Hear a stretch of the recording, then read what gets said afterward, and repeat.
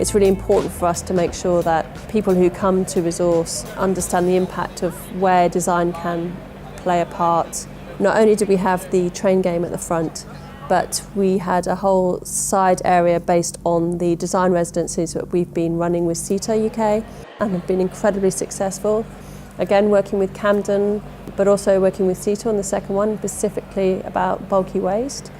One of the things we had on show was our survivor sofa. So this was a sofa that we rescued from the landfill skip.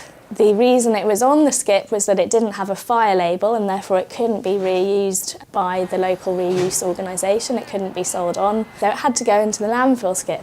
So our design team took it off the skip, took it apart, investigated those materials and looked at the real challenges and issues around its product design.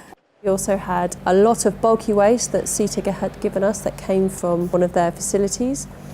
Various pieces of furniture in various states of disrepair.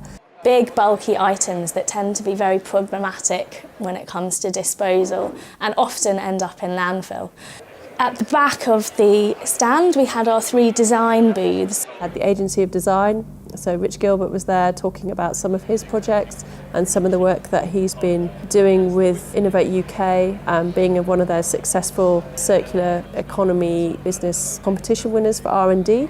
We also had Rob from Wheel Design, who's been looking specifically about the servitisation within the circular economy. So had Restart there, who were there with their electronics, fixing things, talking to people about repair cafes, talking to them about kind of the life cycle of electronics.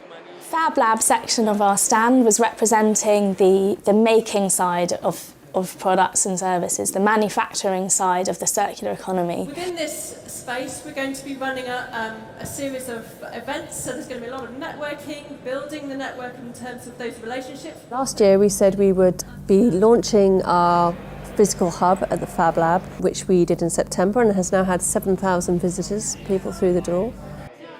The Fab Lab is a honeypot for disruptive people, for hackers, for designers who want to put things together which don't normally sit together. These kind of new ideas and business models need to get to market very, very quickly.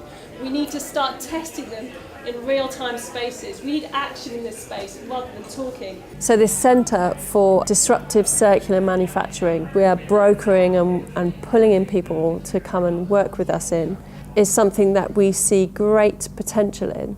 And it's something that we're definitely going to be working on for the next year, as well as looking at how we can disseminate the work that we're doing further through films, through reports and through lots more talks, seeing how far we can get the name of the Great Recovery out there and the work that we do so that more and more people use our resource and get to understand the methodology that we're talking about.